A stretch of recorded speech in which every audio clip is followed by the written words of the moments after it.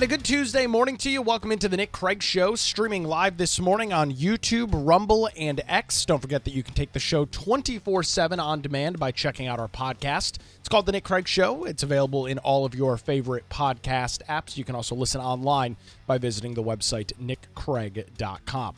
Well, good Tuesday morning to you. Happy April 1st, April Fool's Day.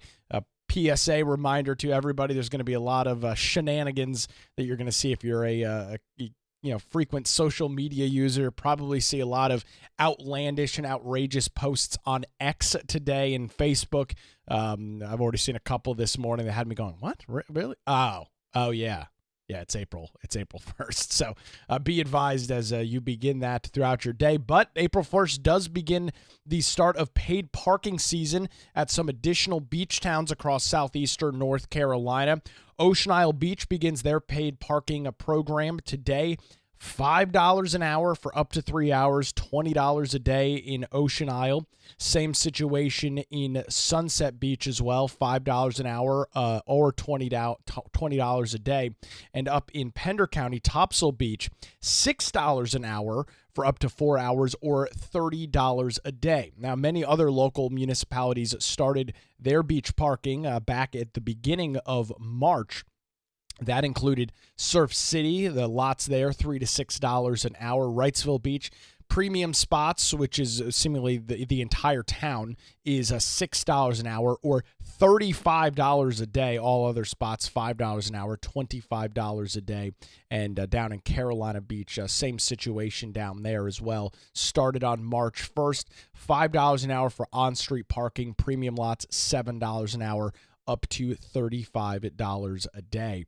And, I'm currently working on a story over at CarolinaJournal.com about paid parking. It's just outrageous. And I know what I'm saying is nothing you haven't heard before. But, I mean, you do get to the certain point where it becomes completely unaffordable to go to the beach. I mean, you talk about driving out to Wrightsville or Carolina for a couple of hours. And it's completely unaffordable. I mean, one of the benefits, of course, of living close to the beach is the ability to go to the beach on a more frequent basis, right? If you live in Raleigh or you live in Charlotte, it's a 2 or 3.5 hour ride to get to the beach. But with the excessive cost of beach parking, and now, to the credit of these beach towns, everybody's still there. I was over at Wrightsville for a couple of hours on Saturday afternoon, and it was packed. And so I guess the prices aren't turning people away. And I guess until it gets so expensive, the costs rise so much, and it's, $15 an hour or something to park at the beach, and maybe even at that point people will still go. And I don't know that I necessarily have a good solution for this, right? You look at these towns, Wrightsville Beach more specifically, where there's very, very limited parking in the grand scheme of things. And, what do? Right? Do you offer some sort of local rate? That's something that I've seen tossed around in the past, the idea that you are a resident of one of the local counties, whether it be New Hanover, Pender, or Brunswick, you get a discounted rate at your for your parking at a local beach town. Now, the practicality of that is probably too complicated. The juice may not be worth the squeeze, but that's something that I think needs to be figured out. I mean, when you talk about going to the beach for a couple of hours, even just on a weekday, right? A beautiful weekday, maybe you're able to get off work early and you want to go chill out at the beach for a couple of hours. You've got to drop what, $20 to do so? Just to sit out there for a couple of hours? It's not practical. It's incredibly expensive. And the interesting thing about it is the money is supposed to be only used for a very specific use, right? One of the things with beach parking is that the money cannot immediately or directly go into the general fund of the town or the city. That money has to be used to administer the parking program. And so the question is, why do the rates continue to rise? Wrightsville Beach now has premium spots, which essentially is anything that is beach facing, that it's now $6 an hour. Carolina Beach is charging $7 an hour to park in their parking lots. That money is only supposed to be used to administer and facilitate parking and some of the road style projects that are associated with with the municipality, the beach town, whatever it is. I just find it incredibly frustrating as somebody who pays taxes in New Hanover County, somebody who is going to, hopefully not, but there's a likelihood seeing your tax bill go up this year. You're funding part of those beach towns, right? You're paying for some of the services that they provide. Now, I understand folks in Wrightsville Beach, they pay their town taxes and they've got access to the beach. But what about the rest of the citizens of New Hanover County who do in fact fund Wrightsville Beach, who do in fact fund Carolina Beach? It's just not practical. It's not affordable to go to the beach. They've completely, and this is an obvious attempt by these towns to box individuals out. Now, they'll claim, well, there's already too many people coming here, so we'll continue to just raise the rates until it stops. It's just incredibly frustrating.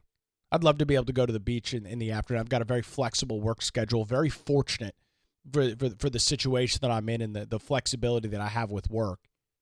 But I can't go to the beach 3 days a week. What am I going to drop, $60 a week going to the beach? That's just, you talk about a budget buster. Try throwing in $100, $150, $200 worth of beach parking throughout the month. It's ridiculous. Yet the rates continue to go up. There's zero indication that they're going to go down. I don't know what has to happen here. I'm not sure exactly how this process needs to unfold. I don't think it's necessarily government regulation. I'm almost never a fan of government stepping in. I don't know that I want the General Assembly to pass any legislation to deal with it. I just wish there was some sort of better alternative, better solution than what we've got right now, which is seemingly every year rates go up and there are less and less spots available, and it's incredibly frustrating. As somebody, as individuals that move to an area, many folks move to this area to be close to the beach, and unless you're fortunate enough to live in one of those beach towns, it is a significant amount of money that you have to dole out to take advantage of the public beaches, right? Because the beaches aren't private. There's no such thing in North Carolina. So there's my little soapbox rant for this April the 1st edition, beach parking. Good stuff over there. Rates continue to go up. And some folks just say, yeah, screw it. I'll get a couple of tickets throughout the year, and that'll probably pay for what I would if I was paying to park every time I go. So it's an interesting kind of discussion, but just a heads up again, if you are heading to Ocean Isle, Sunset, or Topsail now, starting today, April 1st, those paid parking seasons are now in effect, and you'll be having to pay, feed the meter, or in most cases, feed the app, whatever various parking service they use to administer that program. Those start most of the other beaches starting on March the 1st. Taking a look at some news across the nation this morning. An interesting meeting yesterday at the White House, as I think I mentioned it yesterday morning here. President Trump's White House schedule yesterday. More EOs being signed, executive orders. And he signed one yesterday dealing with scalpers. This is the idea, the concept of individuals that have, and they're not individuals, they're entities and I would even argue enterprises that build bots and systems to go to ticket websites. The most popular, of course, would be a place like Ticketmaster, and they gobble up tickets when a new show goes on sale.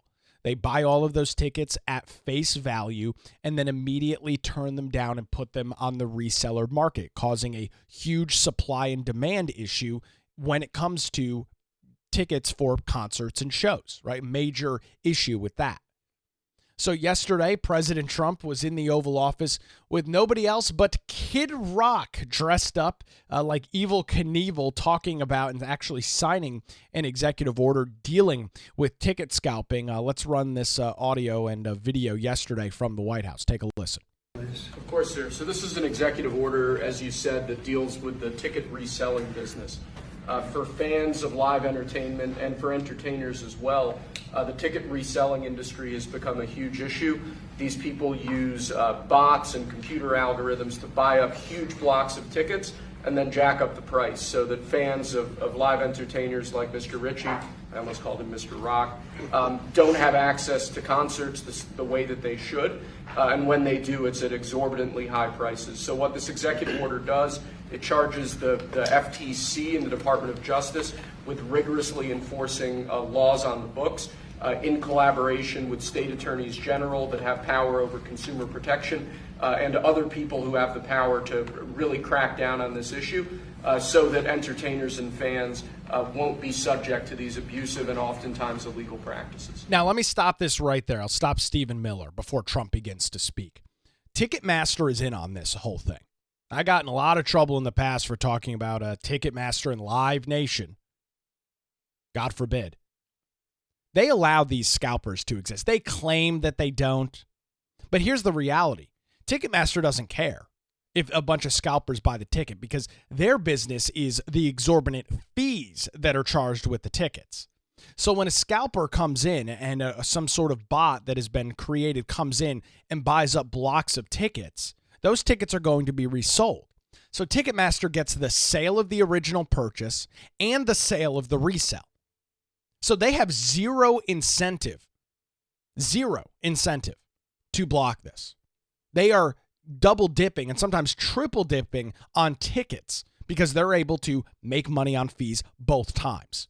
There is absolutely zero reason that they would care about this at all. They don't care what the final cost is. They don't care if ticket prices are 4,000 times what they're supposed to be. Their business is the fees. You know, you buy a ticket, you look at a ticket, $21 to go to a show after all the fees are added in there. It's a $100 ticket because of all the exorbitant fees. Convenience fee this and box office fee that. Your $20 ticket's $100.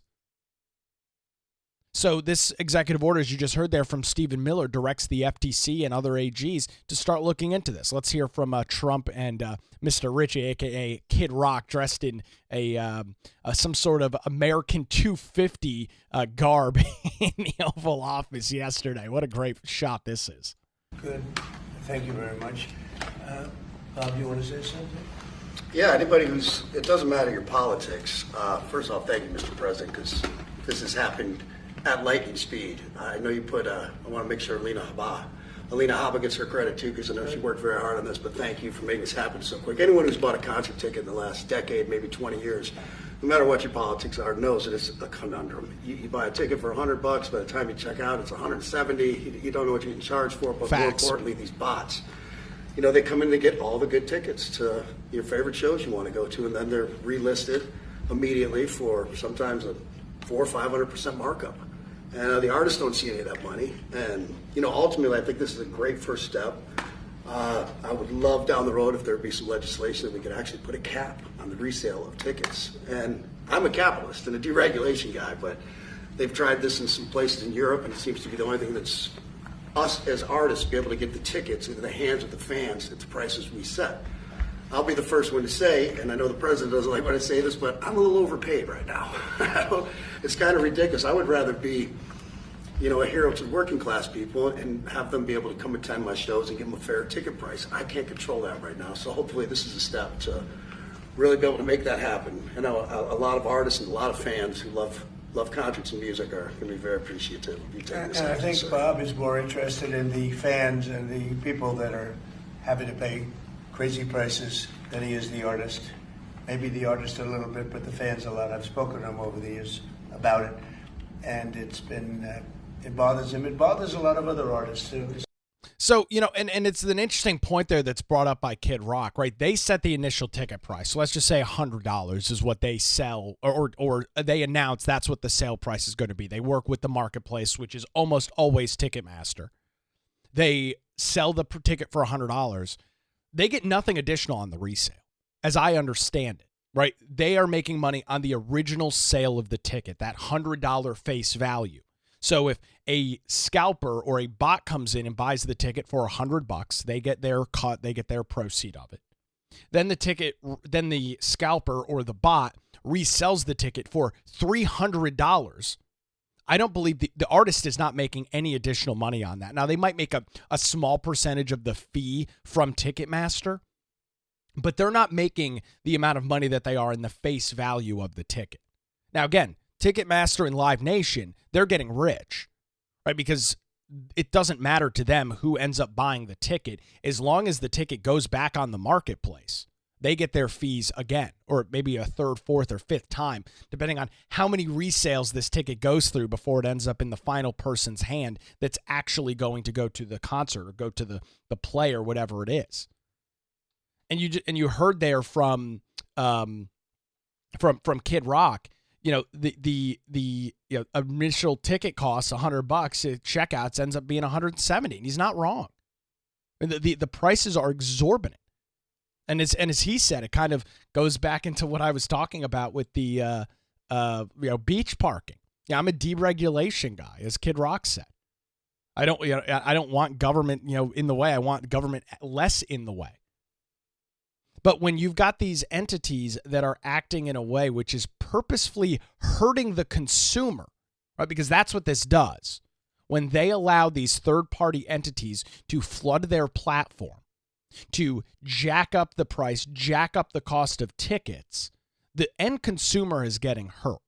And that's why when you look at the Federal Trade Commission coming in, which is supposed to be protecting consumers when it regards to commerce and purchasing things, that's where, to me, where the issue seems to take place.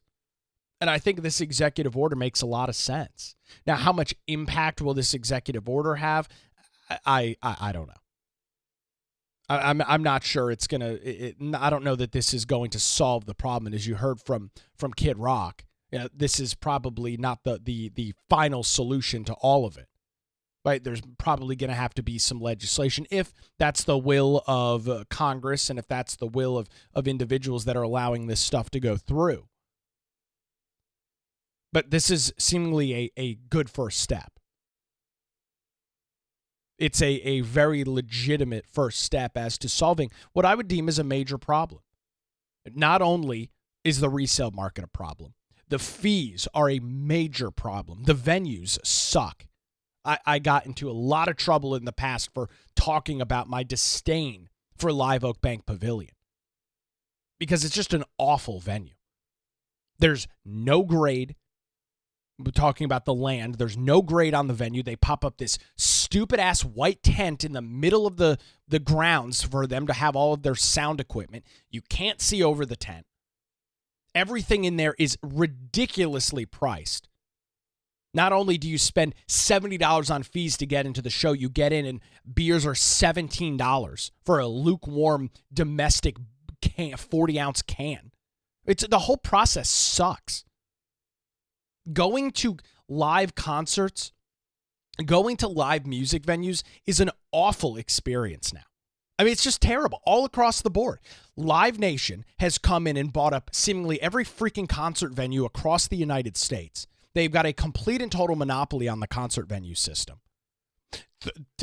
These artists are not allowed to use any other platform. If the venue is owned by LiveNation, they are required to sell their tickets on LiveNation. They're required to have food and beverage from LiveNation. LiveNation's got almost seemingly a complete and total monopoly on the major live music venue industry scene across the United States.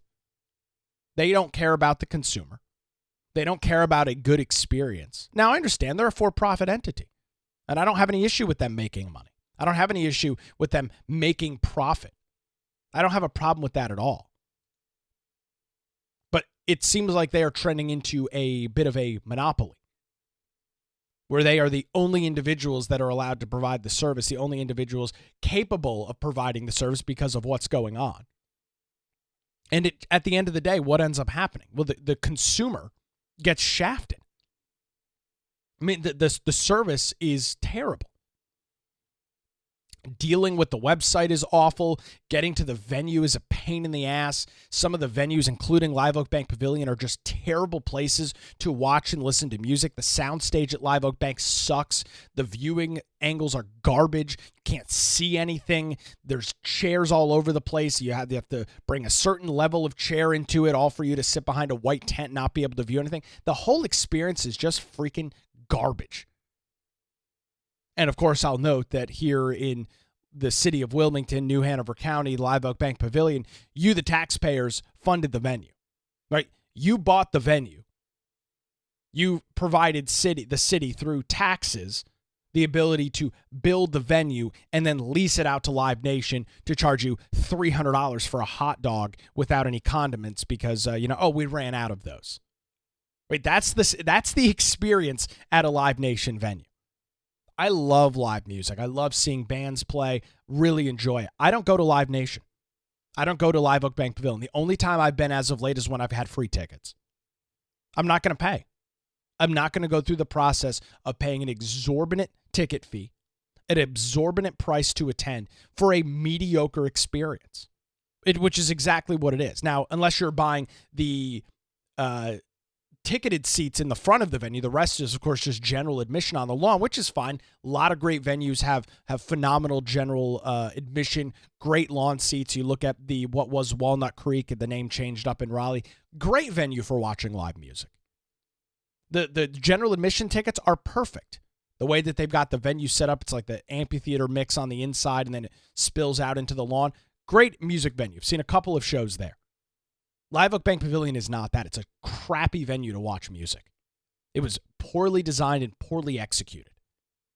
And at the same time, you have to pay literally an arm and a leg to go see a concert. So scalpers are one problem with it. LiveNation / Ticketmaster, another issue with it. Lots of very interesting things going on with that. I've got kind of a vested interest in LiveNation Entertainment, which of course owns Ticketmaster. It's the same company. So I've got a little bit of a vested interest in that. It really, really ticks me off that taxpayers built this venue and now nobody can afford to go see anything.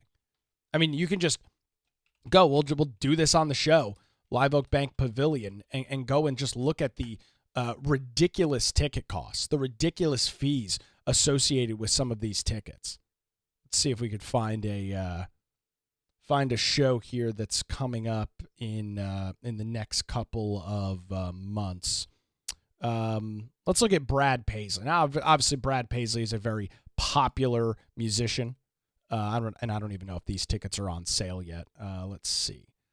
So lawn seats for Brad Paisley, $54.75. That's not terrible. $54 for a ticket. General admission. Brad Paisley is a very popular country musician, so that doesn't seem too exorbitant. We're gonna add 2 tickets to my cart here, $54.75 a piece. We then go through the lovely process of getting the tickets in the cart, confirming the availability, and looking at everything else associated with it. Those $54 and let's see, I've got to log into my account here. These tickets, which again, face value, not terrible, not completely out of line. $54 is not the most expensive, the worst thing that you've ever seen for a ticket, and that's pretty typical for general admission. Right? It's not anything that's too outlandish. So now that I've got the tickets in my cart and I'm logged into my account, those 2 tickets there's a $30 service fee on them. It's $30 service fee for 2 general admission tickets.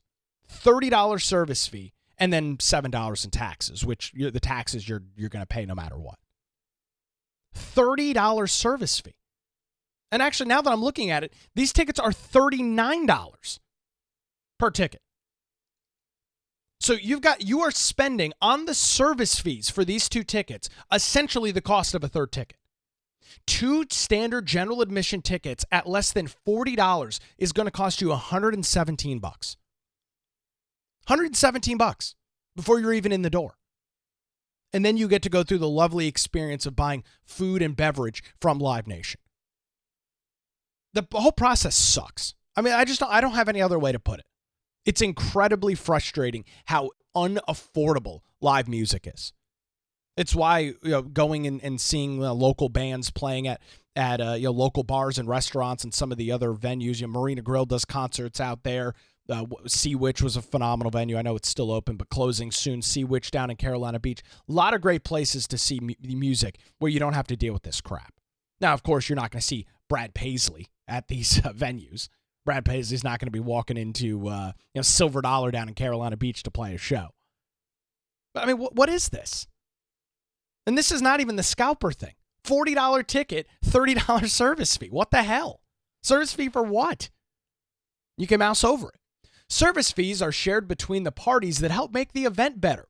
This commonly includes venues, Ticketmaster, sports teams, leagues, and promoters. Just charge me $60 for the ticket then. Make the tickets more expensive and don't charge me the service fee. It's absurd. Federal Trade Commission has already brought there's already a class action or already an antitrust or some sort of monopoly lawsuit that was brought against LiveNation back last year. That's when I was originally talking about it. And I hope it continues to go forward. This is just completely impractical for the vast majority of the American public. $117 for general admission tickets to Brad Paisley in Wilmington? And you might say, oh, well, Nick, that's Brad Paisley. Right? That's a very popular show, very, very popular, well-known musician. It's not just him, though. I mean, you look at you look at all of the other shows that go on there. I mean, you've got Kids Bop Live coming to Live Oak Bank Pavilion. Same process there. Go ahead and add those tickets to my cart and see what the costs of what the fees are associated with it. Right? Same situation there. $30 service fee. 2 general admission tickets to Kids Bop Live at $39.50 ends up being $116.64. $116 for 2 general admission tickets. No seat. You're sitting on the grass. I just despise LiveNation, despise Ticketmaster. I would argue they have ruined the live music scene. They've completely destroyed the live music scene. And again, not a fan of government stepping in, not a fan of overregulation, but you do start to question and wonder at what point does the Federal Trade Commission need to step in? At what point do some other entities need to step in and get this under control? Because what you have right now is not sustainable. It's just not. And I don't know, maybe I'm completely off base on this, but I've talked to nobody that has had anything nice to say about LiveNation, about Ticketmaster. Now, they'll say that they saw a good show. I mean, of course, at the end of the day, the musician that shows up, the artist that shows up, puts on a great show. But the venue in Wilmington is terrible. Despise the venue. And the company that you have to deal with to go is just the worst. All in all, it's a terrible experience. And I'll remind you once again, you, the taxpayers in the city of Wilmington, paid for the construction of that venue and then are going to get nickeled and dimed by LiveNation to go see a show. A $30 service fee for you to enjoy the show. It's absurd. Great work by President Trump. Glad to see he had Kid Rock all kitted out in his attire, standing next to him as he signed this executive order. We'll see what comes of it. We'll track the details right here on the Nick Craig Show. I want to remind you, if you are interested in getting daily show notes and more, you can head on over to patreon.com/Nick Craig as we head into the month of April this morning. We'll be hosting another Patreon Zoom chat coming up here in just a couple of weeks. You get access to that plus the daily show notes and more content by visiting patreon.com/Nick Craig. That's patreon.com/Nick Craig.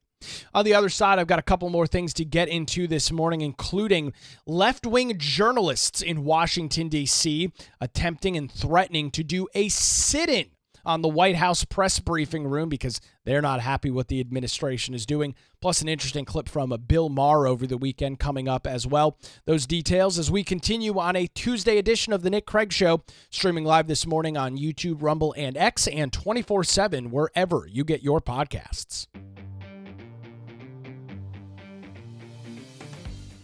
And welcome back to the Nick Craig Show, streaming live Tuesday morning. Happy April Fool's Day to you. You can be part of the show this morning by texting in at 910-377-6425. That's 910-377-6425. John texting in during the break saying, I'm glad you were able to get that off your chest. Live Oak Pavilion is garbage. I prefer Greenfield Lake for local shows.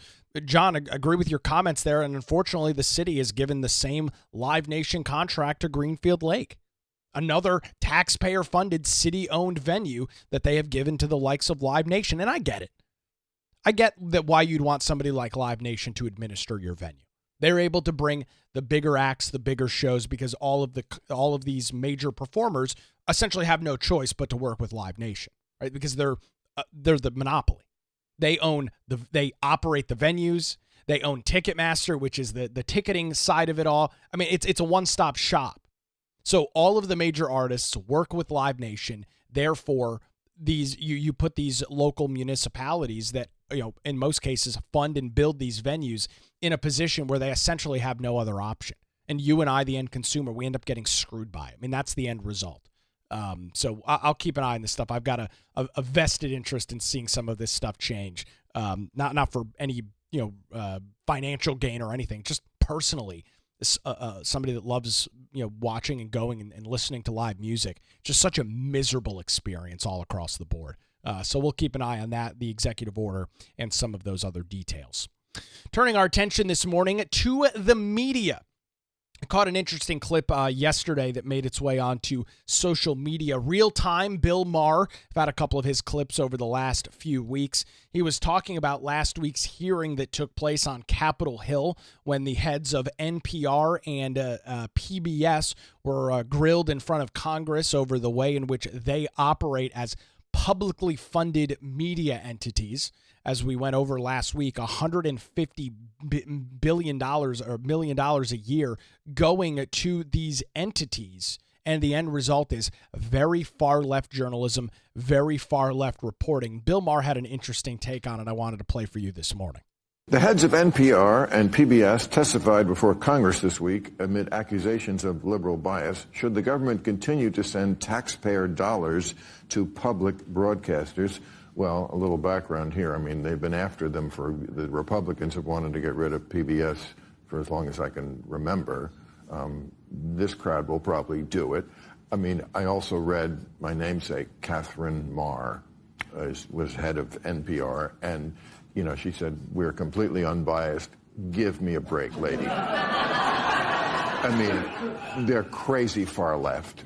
So, I mean, I think we're past the age, really, where the government, first of all, why do we need to subsidize? Why can't we have outlets like this? And we're so... That's exactly the case. Yeah, I'm going to roll that back, but he says we're past the time where we need to subsidize. That's exactly the point. We're not in the 1950s or 60s anymore where there's the need for the government to subsidize these entities. And that's been my whole point. And that's been the point of the majority of people speaking against this on the right. In the current time that we're living, there's no reason for the government to subsidize it. So, I mean, I think we're past the age, really, where the government, first of all, why do we need to subsidize? Why can't we have outlets like this? And we're so polarized. These outlets became popular at a time when Republicans and Democrats didn't hate each other and weren't at each other's throats and didn't think each other was an existential threat. In that world, you can't have places like this, I think, anymore. They have to be private. They have to be private. There you go. The comments there from Bill Maher. Couldn't agree with him anymore watching that unfold last week. We covered that in great detail. If you missed the show last week, you can, of course, head over to your favorite podcast app or check out the show on YouTube and Rumble and keep up to date with that. Speaking of media, I've got a very interesting headline for you this morning over at semaphore.com. Journalists consider briefing room sit-in as Trump clashes with the White House press corps. So I guess just like the individuals that watch and read their content, they are going to do a sit-in in the White House press briefing room because they're unhappy with the changes that are taking place in Washington, D.C. They're unhappy with the changes that the administration is making regarding the press. Well, that's pretty interesting. Now, before we get into the details of this story, is there no sort of self-reflection that the reason that the press is in the position that it is in right now is their own damn fault? I mean, is there no ability to do any sort of inward reflection and wonder why something like this might be happening to you? I mean, of course, the press is going to call foul The press is going to cry boo-hoo that we're not being treated fairly by this administration. Meanwhile, Trump is signing executive orders in front of the media seemingly every single day, almost every single day, at least a couple days a week. Signing executive orders, inviting the press pool into the White House to ask him dozens of unfiltered questions day in and day out. Yet it's not enough for them. You know, where was the media? Where was the White House press corps when Joe Biden was missing in action, MIA, for weeks at a time during his administration? You know, I'm supposed to think and I'm supposed to believe that these journalists care so much about what they do. They care so much about informing the American people about what's going on in the world, right? Democracy dies in darkness, the headline of the Washington Post. But they didn't have a damn word to say when Joe Biden was MIA. They had nothing to say when it would go weeks without hearing from him. Trump has given the media, now not the media that they like, but the media, access to this administration more than any in the past. You have never had a more transparent, a more open administration than you have right now. Trump is speaking to these people on a daily basis. And if it's not Trump, I saw Caroline Leavitt yesterday outside of the White House hosting a press gaggle, talking to the media. And then, of course, after she was done making her point, they yelled questions at her and yelled things at her, and she responded back and forth. What is the gripe here? What's the issue? I don't know. Let's get into the details. The Trump administration's proposal to take over the seating arrangements within the White House press room has rattled the journalists who cover the president and left them mulling on how exactly to push back. Push back? Why do we need to push back? Just changing the way in which the seating arrangement takes place? Why do these journalists need to push back? I thought they were in the business of reporting news. I thought they were in the business of providing information to the American public. I didn't realize that they were activists, right? Pushing back on something, that's when you transform into an activist. The White House plans to impose its own seating chart for reporters in the briefing room, seizing control of the long management by journalists in the room through the White House Correspondents Association, which was first reported by Axios. The White House Correspondents Association's current system reflects the 20th century media power structure. Wire services and broadcast and cable television networks occupy the front row. Major newspapers and radio get the second and third rows, and a more fluid collection of news organizations sit further back. The White House proposal would upend the arrangement in a move White House officials reportedly believe will be a, quote, fundamental restructuring of the briefing room based on merits more reflective of how media is consumed today. And this, of course, is a huge issue for these outlets because the media game has changed. Right? We're not in the 1980s anymore, 1970s or 60s anymore, where you've got just a couple of options for news.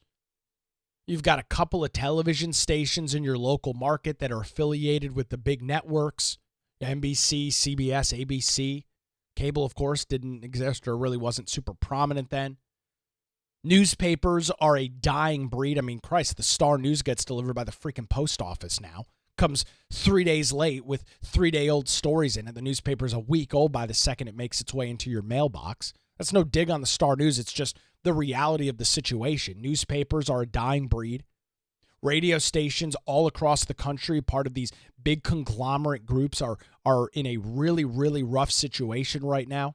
Advertising is shrinking, and local television stations are in the same market.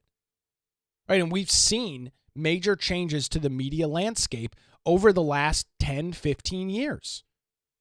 A lot of it started in the 90s with more use of the internet and the ability for individuals to get news, to get information around the clock. They did not have to wait on the 6 o'clock news to begin. They did not have to wait for the newspaper to be thrown on their front step at 5 o'clock in the morning. They've been able to get information now for 30 years all over the place. 24 hours a day, 7 days a week. There's news that is being broken, and that news is being published on the internet. In more recent history, you've had the use of social media. Started with Facebook, then, of course, Twitter came along, and these platforms have become major aggregates of news. Major platforms for news outlets and news entities and individual journalists to promote what's going on, to provide information to the American public. And so the old model of, the only people that are important enough to ask questions are that of the major networks sitting in the front row or the Washington Post and the New York Times, that is an antiquated strategy. These outlets are having to shift and make major changes to compete in the times that we live right now when we look at media, in the competition that's in media. And so the idea that the White House is not saying they're kicking anybody out. The White House is saying that we're going to change the organization around. We're going to change the places in which people sit. On Sunday, key members of the White House Correspondents Association, including the organization's leadership and some White House bureau chiefs, met to discuss a range of potential responses should Trump's communication office decide to dictate where reporters sit in the room. What's the issue here? Dictating? It's the freaking White House press briefing room. If they want to decide where people should sit, then I feel like that's their right to do so. I mean, we're not talking about putting people in a broom closet. We're just talking about changing where people sit. According to two people familiar with discussions, among the proposals raised by members was a potential civil rights era sit-in protest in which members would return to their old seats and refuse to leave them. These are the individuals that we're supposed to believe are unbiased. And these are the individuals that we are supposed to trust in relation to the news coverage that we're getting. They're threatening sit-in protests in the White House press briefing room because they don't like the seat that they're getting. Because their media outlets don't have the audience that they used to. I mean, you want to look at the root cause of why this is happening. It's nobody's fault. It's not NBC's fault that the media landscape has changed. It has. Technology has advanced. More and more information is available at our fingertips at no cost than has ever been in any time in history. As I talk to you this morning at 7:46 a.m. on April the 1st, 2025, there has never been a time in world history where more information has been more readily available to everyday individual people. It's never existed. And tomorrow will be the exact same thing. We are in an information age where this stuff is available, in many cases, at absolutely no cost to you. And so the landscape has changed. And with that changing landscape, well, things are going to happen.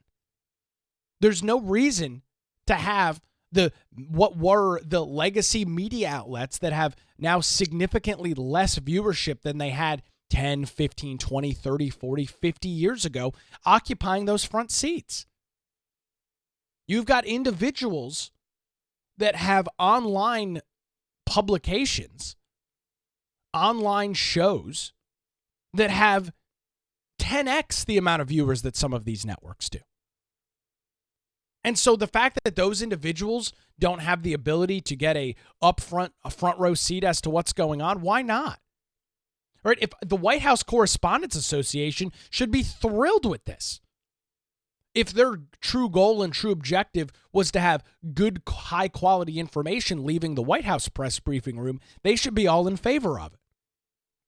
But ladies and gentlemen, you know as well as I do that that's not the objective of the White House Correspondents Association. That's not the goal of WHCA. Their goal is to protect legacy media outlets that carry water for the Democrat Party. Their goal, their objective, is to protect the individuals that are fighting against this administration. That's their goal. That's their objective. And it's obvious that the White House Correspondents Association is nothing more than an activist group when they talk about doing civil rights era sit-in protests. So they're going to sit in a seat in which they're not supposed to be, and then what? The police, Secret Service are going to have to remove them? That's exactly the intention here. And then the media can go and report about how the authoritarian dictator that is Donald Trump and Caroline Leavitt are throwing reporters and throwing journalists out of the White House press briefing room. This is the game plan. I am telegraphing right now exactly how something like this would unfold and shake out. That's exactly how this plays out. White House Correspondents Association leadership declined to comment, noting that Sunday's meeting had been off the record, and members of WHCA who spoke to Semaphore magazine emphasized that the situation remained in flux. On Fox News on Monday, White House Press Secretary Caroline Leavitt said the administration had tried to broker a meeting about the proposed seating changes and said that the briefing room does not belong to elitist journalists here in Washington. Well, I don't have any objection to that. I mean, do you believe that the White House press briefing room belongs to the New York Times? Do you believe that it belongs to the Washington Post? Do you believe that it belongs to ABC, NBC, and CBS? I don't think so. I believe it belongs to the American people.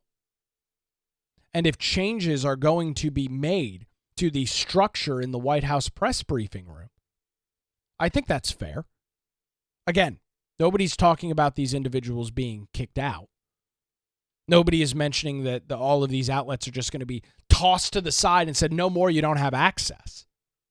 It's just not what's happening at all. Actually, seems like it's quite the opposite. Trying to bring new media, trying to bring new organizations and new outlets into the fold. So those individuals can report to their incredibly large audiences, in some cases and sometimes tens of millions of listeners a week.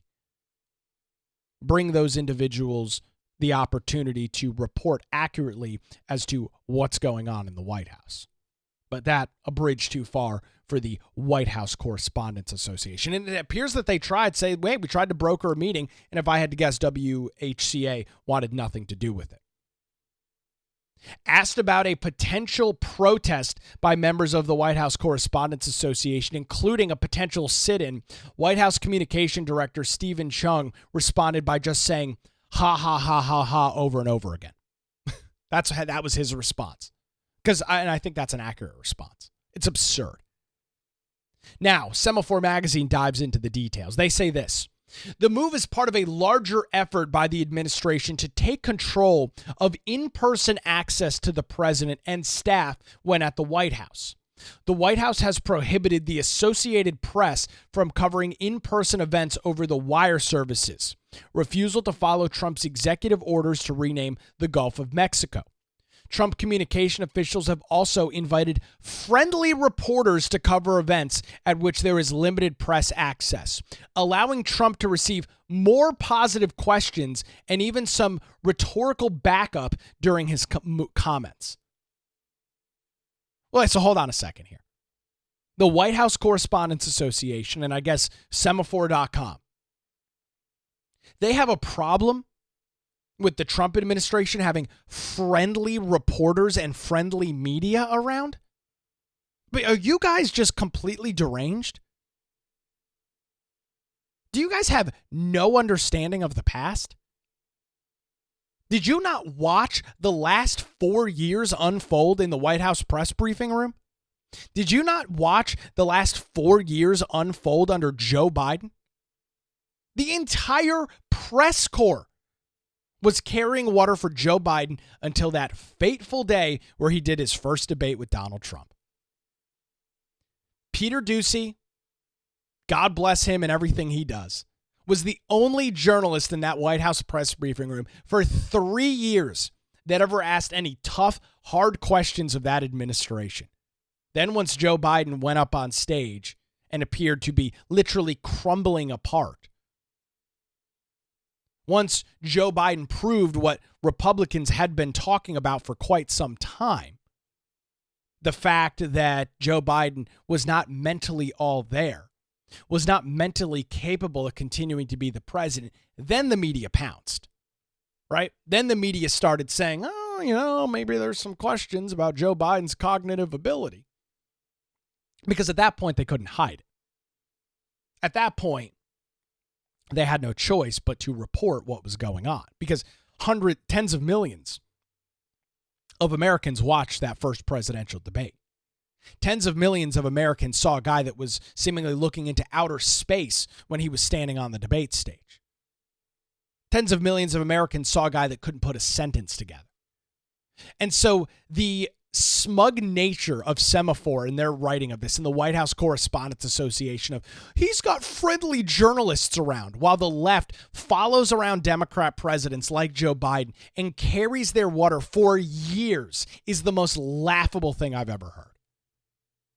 The White House Correspondents Association has tried to push back against the White House's changes and raise awareness about the Trump administration efforts to roll back press access at the White House and the Pentagon.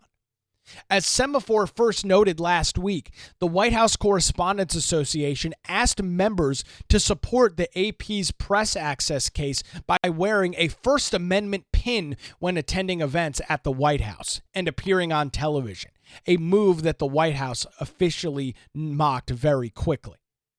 In an email to members Monday morning, the White House Correspondents Association board said that the seating chart proposal was another sign that the White House was attempting to take power away from independent news organizations. Now, ladies and gentlemen, I do understand that today is April Fool's Day. And I promise you I'm not playing a joke on you. This is a real legitimate article published yesterday by Semaphore.com. This is a real legitimate article. This is not the Babylon Bee. This is not the Onion. This is not some parody news outlet. Independent news organizations are having their power taken away. The White House had a freaking podcast room in the White House last week. They invited podcasters from all across the world to sit in at the White House and talk to individuals within the administration. You want to talk about independent news organizations? That's it. The likes of CBS and NBC and ABC and their far left political bias, that's not independent news organizations. These media outlets have made their own problem here. Let me make this point as clearly as I can. The media has decided as a whole that they want to be a partisan branch of the Democrat Party. That's what they've decided to do. All of their reporting, all of their analysis skews towards the left. They carry water for the Democrats. And the result of that is they are no longer trusted by the vast majority of the American people. The public trust, according to Pew Research, in traditional media outlets is at all-time lows. And that's not the fault of the American people. That's not the fault of any administration. That's the fault of media organizations that have decided it is more important for them to carry water for the Democrats than report on what's actually happening. The media entities themselves have made those decisions. I didn't make those decisions. You didn't make those decisions. The Trump administration didn't make those decisions. Those outlets chose themselves that this was how they were going to portray themselves on the public stage. This was the kind of reporting or journalism, I'll throw in air quotes, that they were going to get into. They have shot themselves in the foot. They have decided that they were going to act in a very biased, partisan manner, and now they're dealing with the repercussions of it. And I have no sympathy. Actions have consequences. And the actions of these media outlets to not act as independent journalists, to not act as independent authorities of news and information, have put them in this position. I have no sympathy. If half of these individuals had their press credentials revoked, I wouldn't care in the least bit. They don't provide any useful information. I mean, if you don't believe me, go watch the nightly news on NBC. Go watch David Muir on ABC. And go watch these shows. There's no interest in them to promote accurate and factual information out of this administration. They have zero interest in that. So why am I supposed to care that they're now potentially having things shaken up in the White House press briefing room? You guys have decided to operate in this manner, and now you've got to pay the price for it. I'm not shedding any tears for legacy media this morning. The email that the White House Correspondents Association sent yesterday reads, quote, "If the White House pushes forward, it will become even more crystal clear that the administration is seeking to seize control of the system through which the independent press organizes itself, so that it is easier to enact punishment on outlets over their coverage."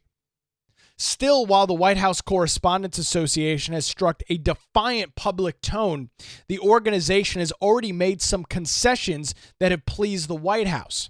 After initially tapping comedian Amber Ruffin to perform at the White House Correspondents' annual dinner, the organization reversed course following complaints from the White House communication officials who criticized her comments on a Daily Beast podcast in which she described the new administration as a, quote, bunch of murderers. Oh, there you go. So, civil rights era sit-ins by mainstream media outlets because they're finally being called on their BS. They're finally being called on their out-of-control liberal partisan agenda. Guys, I don't have any sympathy for you. The American people don't have any sympathy for you. You have decided to act in this manner. You have decided that you are going to do nothing more than provide cover and coverage for the Democrats, cover for their awful liberal, left-wing, progressive ideals and ideology, and now you're being called on it. Now you're having to face the music and deal with the repercussions to your actions. If you don't want to be treated like this, then maybe it's time to get back to, I don't know, news. Maybe it's time to get back to some semblance of journalistic integrity. But you don't have any of that. You're not interested in any of that. You get your talking points, you get your marching orders from the Democrat Party, and that's how the mainstream media operates. The American people have tuned it out, and now you're seeing an administration that's saying, to hell with you guys. If you don't want to report what's actually happening in the White House, even though you disagree with it, if you don't want to report what's actually happening in the White House, then you can take a seat somewhere else. We're going to bring other media outlets that have a vested interest in news. We're going to take other media outlets that have a vested interest in reporting on what's going on. We're going to bring those individuals to the front of the fold. We're going to bring those individuals to the front of the room. I just, the outrage here and the sympathy that I'm supposed to feel for these media outlets is just absurd. We've got some texts coming in this morning at 910-377-6425. Heading on over to our text message line. Leslie is texting in from Wilmington this morning. She says, I hope that rude Caitlin Collins gets assigned to the back row. Couldn't agree with you anymore, Leslie. It just goes to show you the way in which the media operates. They act like a bunch of clowns. They act like a bunch of partisan hacks for the Democrat Party and then cry foul when they're called on it. Cry foul when somebody says, you guys aren't journalists. You guys are partisan activists for the Democrat Party, and you're going to be treated as such. You're going to be sent elsewhere in the White House press briefing room. You are not going to have unfettered access to this administration. If you want that, get back to being journalists. If you want that, get back to reporting the news. Maybe your viewership will come back. Maybe your advertisers will come back. This is their own making. The amount of sympathy I have for these media outlets in the White House Correspondents Association is literally nothing. I could not care less with how they think about this or how they feel. And props to the White House for inviting new media into the Oval Office and giving them access to the President of the United States. That's going to do it for a Tuesday edition of the Nick Craig Show. Thanks for joining us live this morning on YouTube, Rumble, and X, and via podcast. We're back with you tomorrow morning, a big day for tariffs. We'll have the details coming up for you on a Wednesday edition of the Nick Craig Show.